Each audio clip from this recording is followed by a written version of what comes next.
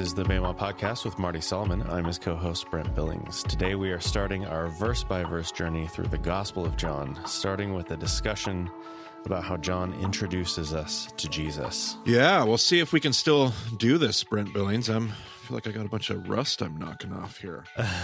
Well, we have new music that is special for this series through John, so we're charging ahead to new territory here. Forgot about the new music. Yeah, that's what I'm talking about. It's what I'm talking about. Some people said it would never be done, but here we are, verse by verse through John. Verse by verse What through a time John. to be I don't know alive. who said it would never be done. I think that was me, wasn't it? I'm pretty sure it's you. But the people just kept asking for it, and they asked, just like Israel asking for a king. I'm just kidding. It wasn't quite like that. But here we are nonetheless. Well, of all the books that people say is their favorite book of the Bible, I think John has got to be probably the most common for people. Yep. Yeah. And it is. John's one of my favorite New Testament authors, if not my favorite New Testament author. The Gospel of John is just excellent. I've just never been forced to actually... I've gotten to do lots of sermons and have a ton of just great dialogue and conversation with other thinkers about John. It's one of my favorite conversations. It's not my body of work. So I had to spend a bunch of months like just reading my entire, I don't have a huge library, but I have a chunk of my library just on the Gospel of John that I hadn't read.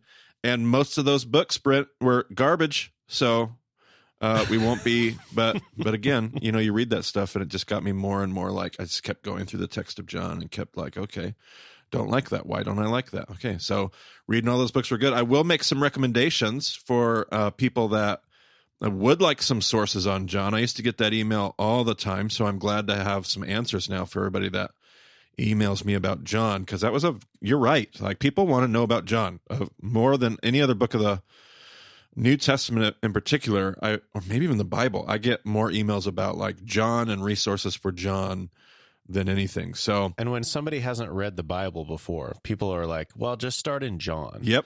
Don't start at the beginning because you're gonna get a little bit in, and then you're just gonna get stuck on Leviticus or whatever. So start with John." Yeah, they don't even say Matthew because you're gonna get stuck on a genealogy, the first chapter. So start with John because it is a lot more. There's images. There's pictures, there's things that drive. It's just maybe a little more friendly to the person who's fresh and new to the Bible, and that's what John says he's writing for. He's writing so that people would know who the Son of God, put their faith in the Son of God. So that's John's. That's his thesis. So it makes sense. But a couple sources that I'll point out right off the bat. One of them that I read a while ago before I knew we were going to go through John verse by verse is I read a book called Reading the Gospel Through Palestinian Eyes by Johanna Catanaccio. And I don't like every single book from Catanaccio. He's a Palestinian believer. But he wrote a book, and I have been trying to make sure that just in my library and in my studies, obviously I read a ton of Jewish thinkers. And just to be a well-rounded human being, let alone a well-rounded student of the Word, let alone a decent, somebody who's aware of culture and just wanting to make sure you hear all the voices of what God's doing in the world. I'm trying to make sure that I have these voices that I listen to from all kinds of, different perspectives, and one of them being a Palestinian perspective, and just really appreciate in a lot of ways what he contributes to the conversation. A lot of times maybe his books come off as slightly, a little bit too, the polemic is a little bit too problematic for me. But that book in particular was excellent. The front half of the book was all about just John. It was like you're just reading a commentary on John. Honestly, I wish there was 10 times as much. This is not a big book. It's actually a very thin book. I wish that book was 10 times as, went way more in depth. It was excellent material. I loved it. The back half of the book is all about kind of what the call is for people that find themselves under the boot of oppression. How do you live as people of love? How do you live as disciples of Jesus? How do you live with a spirit of forgiveness, particularly in his Palestinian context? And that was really the point of his book. And so I understood what he was trying to do, and he definitely did that, and he accomplished that. That front half of the book was just a gold mine, though. Man, just excellent. So totally recommend that book. And I recommend his other books, too. It's just I'll often have a chapter here that I'm like, I don't know if I... But that book in particular, as it relates to the Gospel of John, was excellent. The other name and source is going to be Dr. Gary Burge. Now, he's considered, as far as I'm aware, he's been, in fact, Brent, he's got 2 episodes on the GTI podcast. GTI is the agency that helps run our trips to Israel and Turkey. And they started a podcast during the pandemic, and Gary's been on there. Dr. Burge has been on there a couple times. This last week's, as we record today, the last week's episode had him on there. And you could link his 2 episodes in the show notes. He's known as being like one of the foremost authorities on the Gospel of John alive today. And I love his perspective. He wrote a book that I found really helpful as I was getting ready for this series titled Interpreting the Gospel of John. Interpreting the Gospel of John by Dr. Gary Burge. And like the book had like 5 different parts in it. The first few parts were just super helpful, that just talked about the history and the context and different perspectives that swirl about John and how you have to approach it. The last half of the book was all about how do you do research and how do you study. And it's geared for, just so everybody knows, full disclosure, I think it's geared for the graduate student. So if you're in a grad program at a seminary, probably studying under Dr. Burge, I'm assuming he's probably going to give you this as required reading, because it talks about like what research tools are out there. How do you do research? So if that's your world, or that's a world you would love to like get into, an excellent source. But as far as just his expertise, and you may even be able to find Brent for the show notes, sometimes these professors, these experts in departments at universities, I believe he's at Calvin right now, used to be at Wheaton, if I remember correctly. But sometimes they'll have a website that kind of links all their articles that they've written, their academic works, and those kind of things. You might be able to find that for the show notes too. But he's known as a John expert. So just a great resource there. So that's what I'll recommend up front. We'll recommend some other things kind of as we go, probably even a couple more resources today as we get into, we won't talk about a ton of John, probably the first 18 verses here, just to get us started, get us into John. And as we go all throughout this study, I'm sure the rest of the team, Elle and Josh and Reed, they may have contributions that they'll make as far as resources that you can add to the list. But yeah, anything else we need to talk about before we dive in, Brent? No, I think we should just dive in. Okay. Well, you're our reader. It's not that I'm not going to go back and read some verses on my own, but I'm going to turn it back over to you because that's what we do. That's the program. Brent Billings brings us. Every time I travel around, Brent, people say, I can't read the Bible without, in my head, like the mental audible voice is Brent Billings' voice when I just think of biblical text. Well, it's funny because it wasn't even that way in the beginning. Like we somehow, I don't know, when I listened to the session 1 episodes, it's like, oh, what is going on here? It's, yeah. So somehow we settled into that in the future. But anyway, here we are in session 6. And so we have our format. So here we go. In the beginning was the Word, and the Word was with God, and the Word was God. He was with God in the beginning. Through him all things were made. Without him nothing was made that has been made. In him was life, and that life was the light of all mankind. The light shines in the darkness, and the darkness has not overcome it. All right. So, right according to our format, Marty interrupts you. So... So we have a lot of things that we see in John, and we could probably link in the show notes, Brent, the episode. We did 1 episode on John back in session 3. We'll link that in the show notes for anybody that wants to review, because we talked about a lot of just little aspects of John. I'm sure that we'll dive into more in depth along our journey here. Maybe not all of them, but I'm sure many of them we will. And but one of the things that we I don't know if we pointed this out or not. One of John's big motifs, John loves to work with different motifs.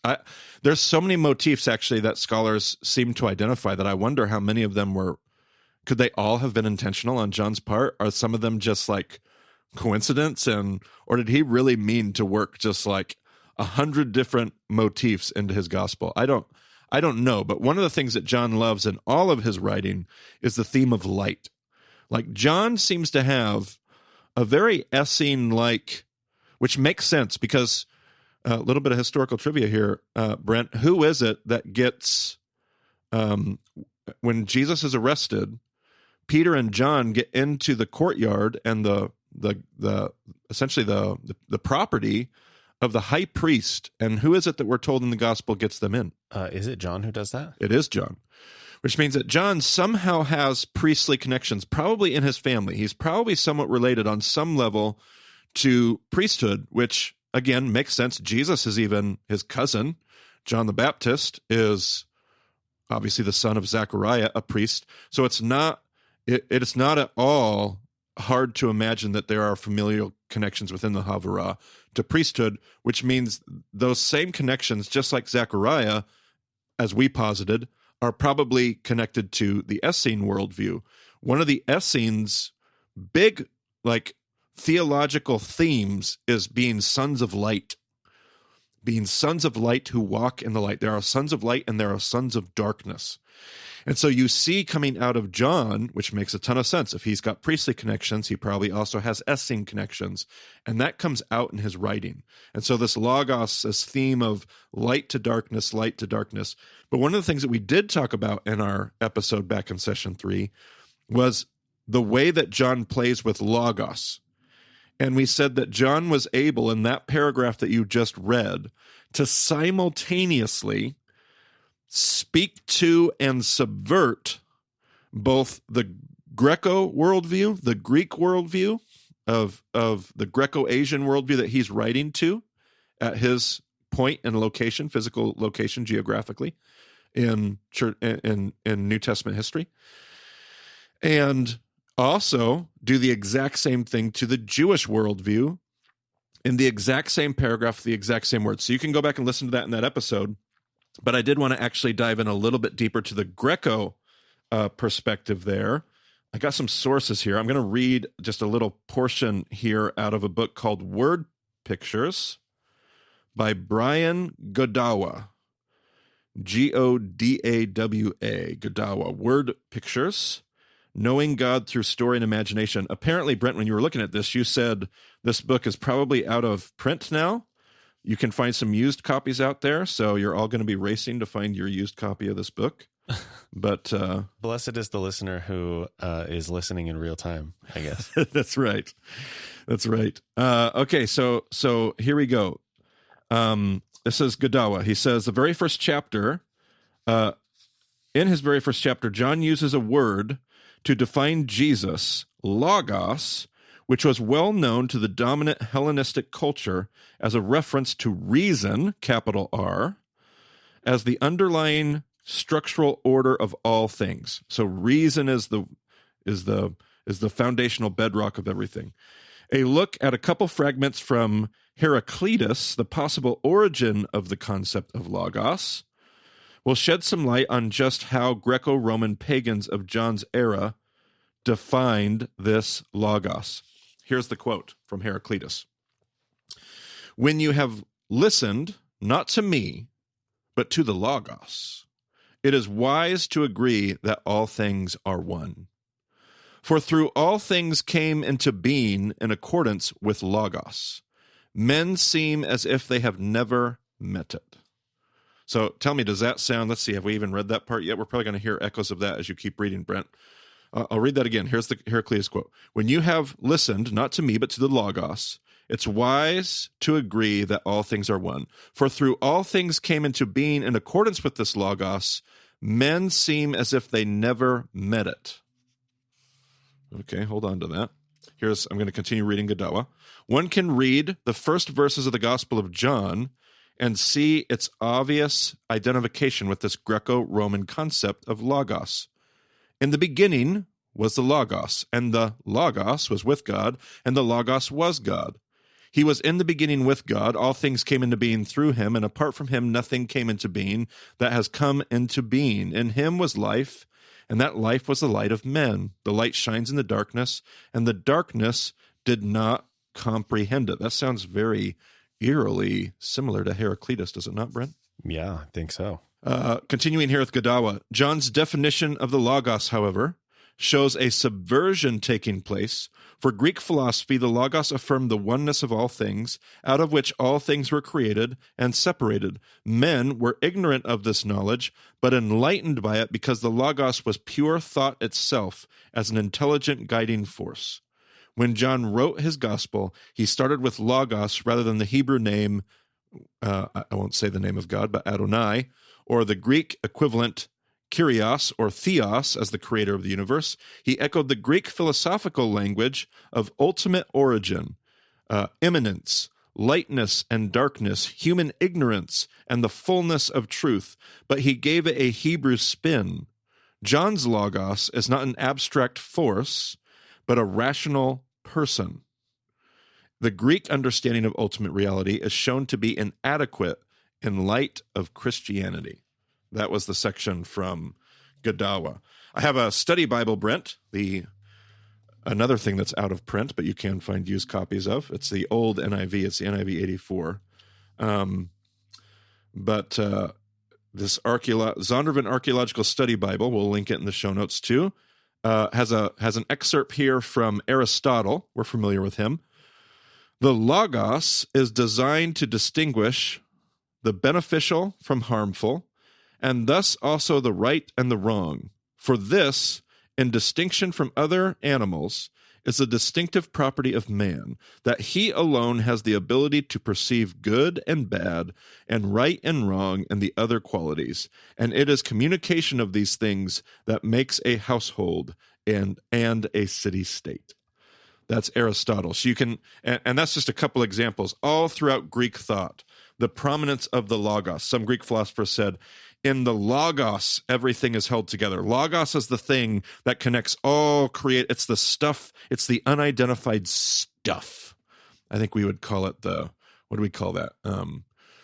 Dark space, or what do we call that? Dark matter? It was something we call it scientifically today. It's the stuff in between stuff that isn't stuff.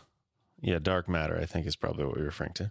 That's how they would have talked about it 2,000 years ago. And so John plays into this idea, ties into that, and subverts it to say, oh, for my Greek audience who's all enamored with Logos, well, I'll tell you all about Logos, but this Logos was a person, not just an abstract concept, not just rationality, but a person named Jesus. So that's the play that's taking place there. And perhaps a more immediately accessible resource, not probably quite as extensive as the Archaeological Study Bible as far as some of those extra things, but still quite extensive, is the NET, the New English Translation. It's an online-only Bible, and just in this 18-verse chunk that we're reading here, they have about 50 footnotes, which is just mind-boggling. It's an amazing translation, and it's put out by the American Bible Society. I might have that name off a little bit. The American Literary Bible Society? I can't remember.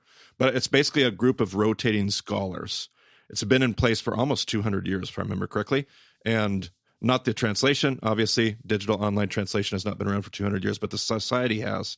And they're the ones that kind of create and update and revise this translation and the footnotes. And it's really impressive. The NET is, people are always asking me about good translations, and we obviously prefer the NIV for its readability, and I like its historical academic parameters that they use for their translation. But another one I recommend all the time is the NET. It's a great source, so good grab, Brent. All it says on here in the copyright is that it's published by Biblical Studies Press, but I'm not seeing the other thing. Okay. But anyway, yeah, it's so the in the beginning as a footnote, and it goes into a bunch of Greek philosophy stuff on like what their conversations were around the origin of things, and gives you all sorts of details there. One difference, like when I read that in verse 5, where it says the darkness has not overcome it, as the NIV says, in word pictures, whatever that version was, the darkness has not comprehended it. The NET says the darkness has not mastered it, and they have a footnote there that goes into great detail about the different possible translations of that word. So I love it. definitely check out the NET. You can spend several hours just on this little passage because there's just so much to dig into. And while we're at it, Brent, I'll throw one more at you that's not even in the notes. But if you want a study Bible that's not out of print, that has the updated NIV, there is the NIV Historical Cultural Backgrounds Bible, which is another just great study Bible. It's probably the study Bible that I recommend nowadays that's in print. So another great resource that you can use. I do love this episode. We're just throwing out so many resources, and I do love. That's what we do here. Like I don't want to give you the answers. I want to equip you to go wrestle and not even get answers. Like I don't want you to go get more answers. That's lame.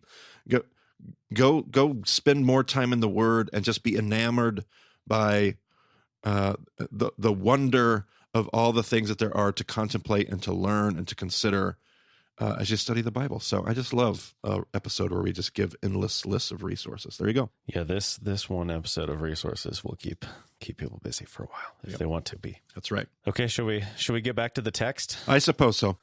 All right. There was a man sent from God whose name was John. He came as a witness to testify concerning that light, so that through him all might believe. He himself was not the light. He came only as a witness to the light. The true light that gives light to everyone was coming into the world.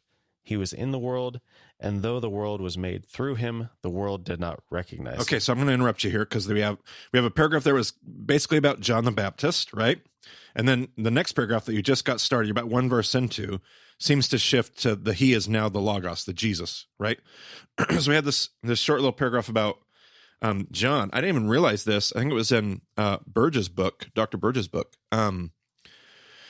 In all the debate that swirls about who the author is. Was it the Apostle John? Is it the same John that wrote 1st, 2nd, and 3rd John? The same John that wrote is it the Revelator John? Is it who is the John? There's actually a theory out there that I would not agree with. I don't believe Dr. Burge was promoting either, but I found it really interesting. Part of what will be, and we're going to circle back around to this, probably at the end of our time in John, I'm going to do like a capstone episode that kind of goes back and just kind of nerds out on some of the larger big picture things. But I don't want that to get in and muddy the waters now. I'm going to do that at the end. But one of the things that you see in the Gospel of John is there's 2 books, and Catenaccio talked about this really, really well. The first 12 chapters of John is the book of signs. It's all about the miracles that Jesus is doing. John points them out. This is the first sign. This is the second sign. You have the book of signs, and then the last half of John is almost like a different volume. It's almost like they call it the book of. Some people call it the book of hours, because Jesus talks a lot about hours. Some people call it the book of glory. But you have 2 different kind of books: the book of signs and the book of glory. And some have suggested that those actually have 2 different authors, and that maybe they're even 2 different Johns. That one of them is John the Apostle. He does the book of glory at the end, and the first half of John is actually John the Baptist. I think that's actually a ridiculous. I mean, obviously, it'd have to be before John the Baptist is beheaded or some other. I don't even know how that theory works. I did not get into it and dive into it, but there's a theory that wrestle with how these records are being pulled together and who the Johns are. But the other thing that I found interesting, as Dr. Burge talked about the theories of authorship, is that there is a theory here that this introduction wasn't in the original John, because it does have like this different flow, this different meter. It's beautiful. Like I think the opening paragraphs of John are like unbelievably philosophically deep and like. But do you feel like there's something really unique about this first 18 verses here and say chapter 2 when you're reading about the wedding at Cana, Brent? Yeah. And I personally don't think we have a different author at work here. It was just interesting to run into that theory and be like, oh, wow, interesting. Look at that, all that kind of stuff.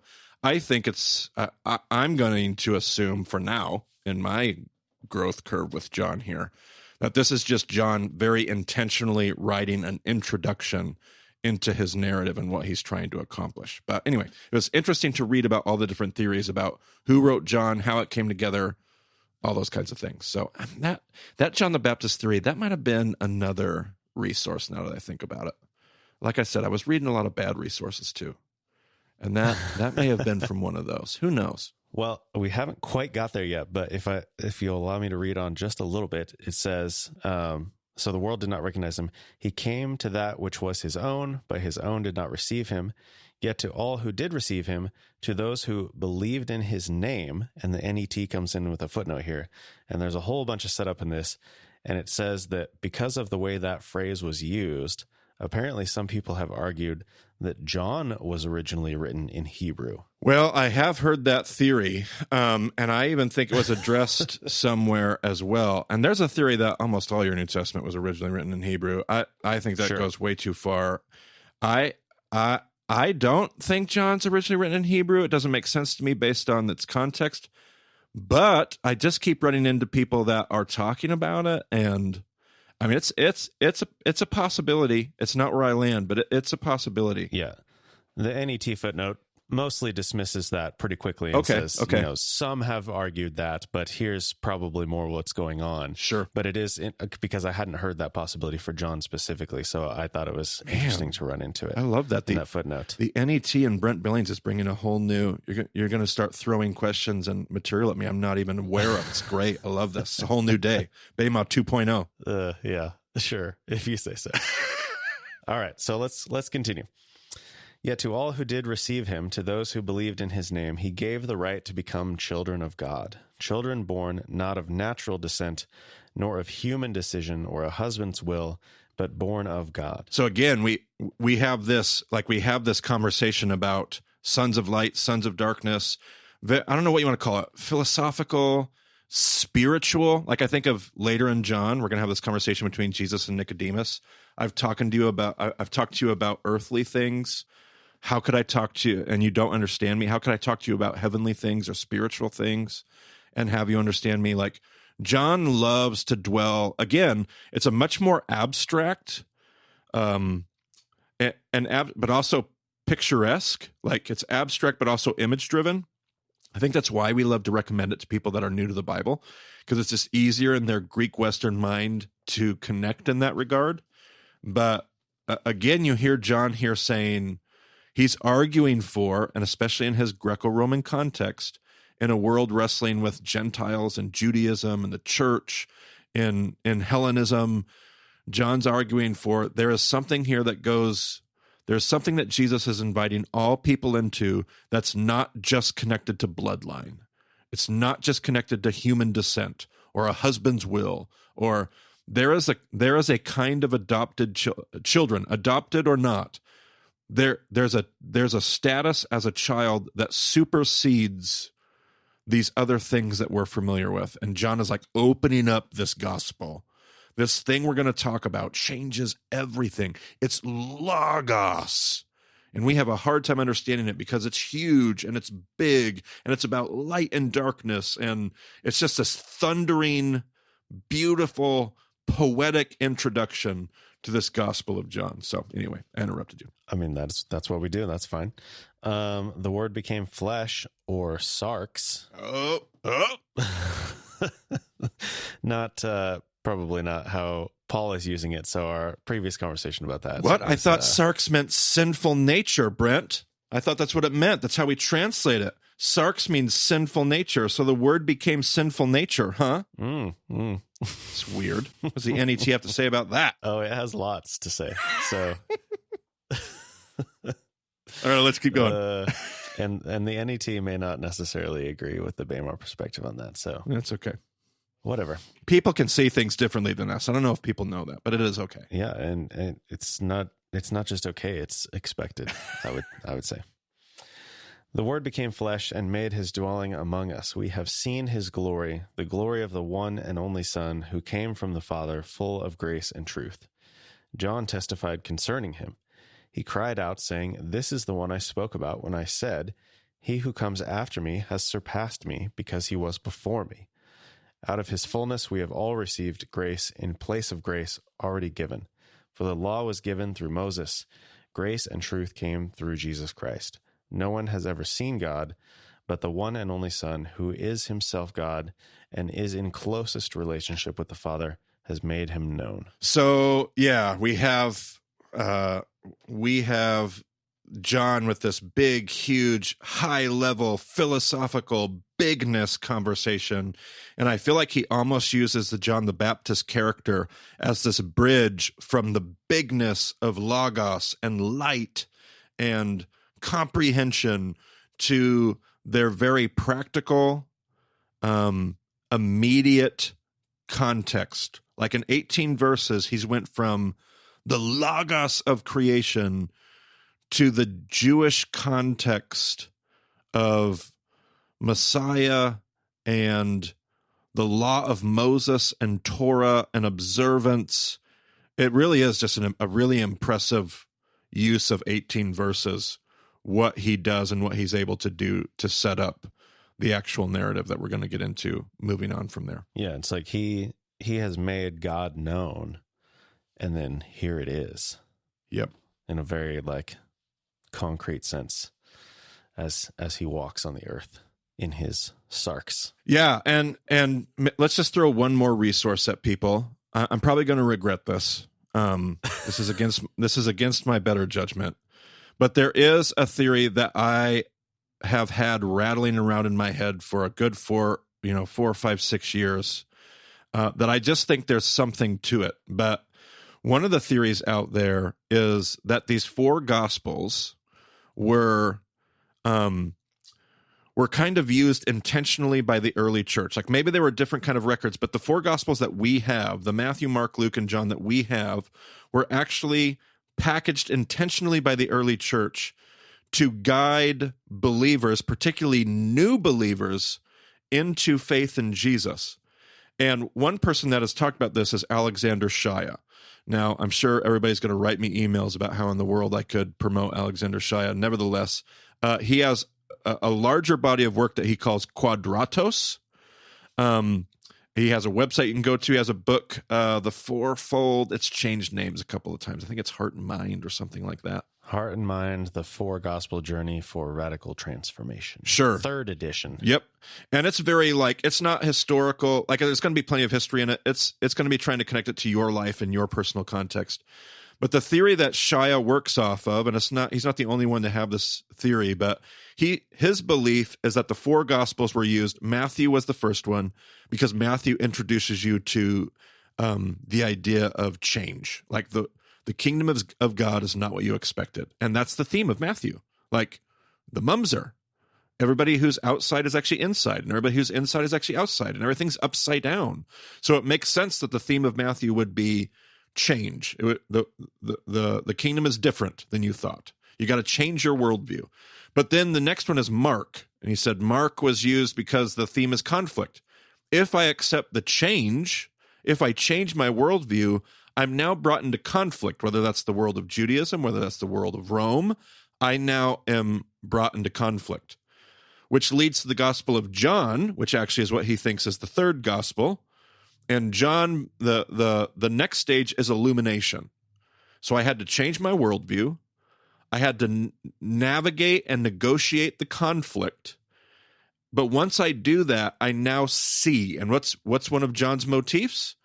Light and darkness, understanding and comprehension. Like when you think of these first 18 verses of John, I can really see that. And then Luke ends up being the 4th gospel leading into Acts, and Luke's 4th part is all about service. So once I've changed my worldview, once I have navigated the conflict, once I have been illuminated, once my worldview, my mind, once I've been illumined, well, now I can go serve.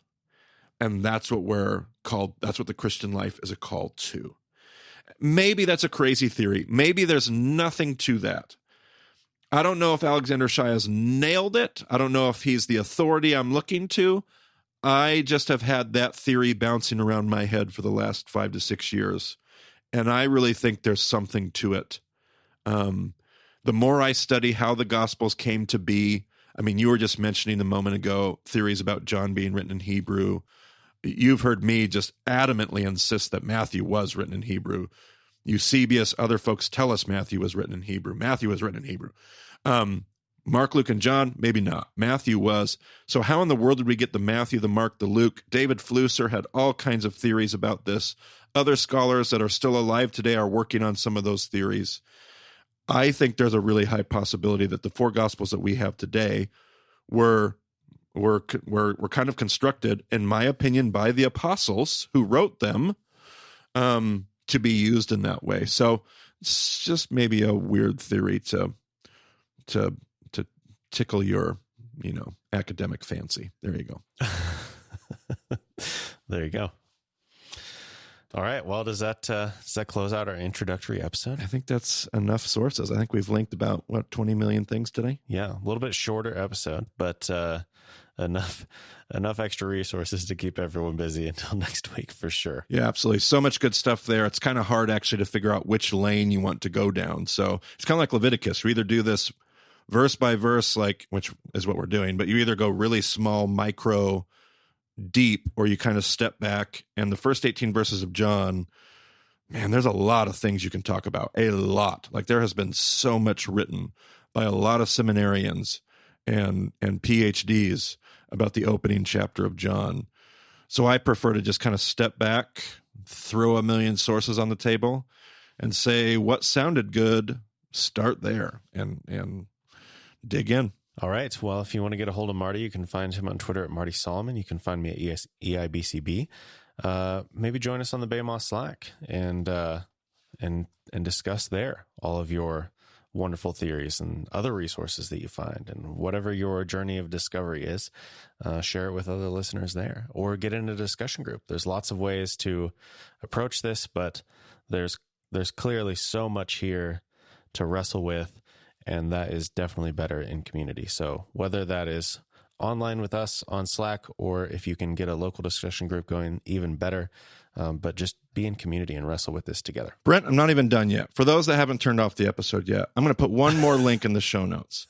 The Bible Project's just has to have an incredible episode on John, let alone other material on John. If you dig up anything from the Bible Project, throw that in there.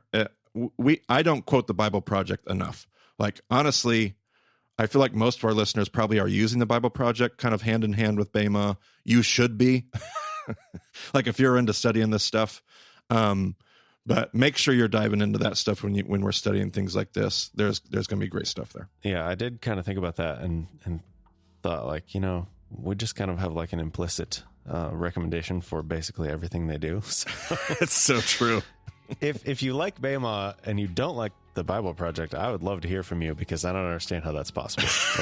It's true. Two pieces we're of a piece with the Bible Project. That is right. Yeah. Okay. Well, you can find more details about Bema at BemaDiscipleship.com. So thanks for joining us on the Bema podcast this week. We will talk to you again soon.